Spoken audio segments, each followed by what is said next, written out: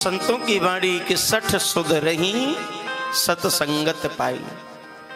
भगवान की कथा में संत के सन्मुख कोई भी आके बैठे, समझदार हो या ना समझ हो, पुण्यात्मा हो या पापी हो, भगवान की कथा सबको तारती है।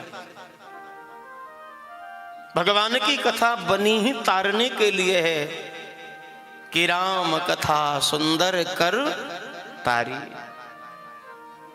इतनी सुंदर भगवान की कथा, इतनी पावन प्रभु की कथा कि इस कथा के गंगा में, इस कथा की धार में जो गोता लगाए वही पार हो जाता है। राम कथा सुंदर दृढ़ नावा। भगवान की कथा एक नाव के समान है और जो इस नाव में बैठा वो पार होना ही होना है।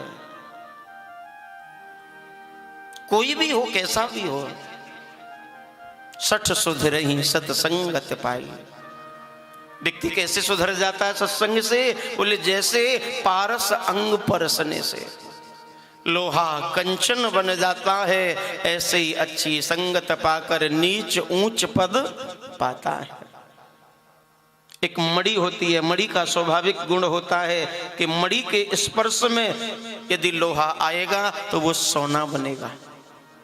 मणि का स्वभाव है, कैसा भी लोहा हो वो सबको सोना बना देती है। ऐसे संतों की वाणी, ग्रंथों की वाणी है, कोई भी आवे उस सत्संग से सबका जीवन धन्य हो जाता है।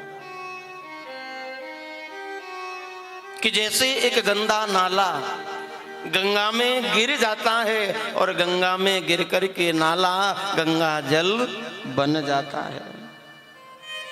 किसी नाले की बगल से निकलो तो निकला नहीं जाता, इतनी जोर की दुर्गंध आती है, कभी कभी तो मुंह पे कपड़ा ढकना पड़ता है, निकलना मुश्किल।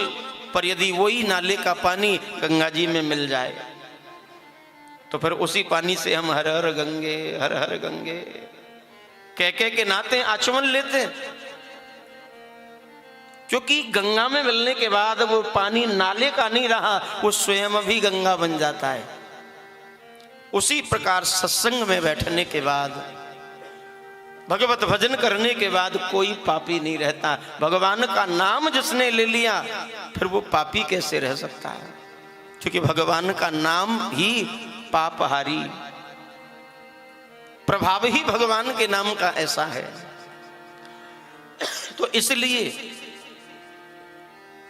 भगवान की बड़ी विशेष कृपा कि मनुष्य जन्म मिला और मनुष्य जन्म मिलने के बाद संतों की संगति मिल जाए, ब्राह्मणों की सन्निधि मिल जाए, भगवान हरि की कथा मिल जाए, इससे बढ़िया कुछ भी नहीं है।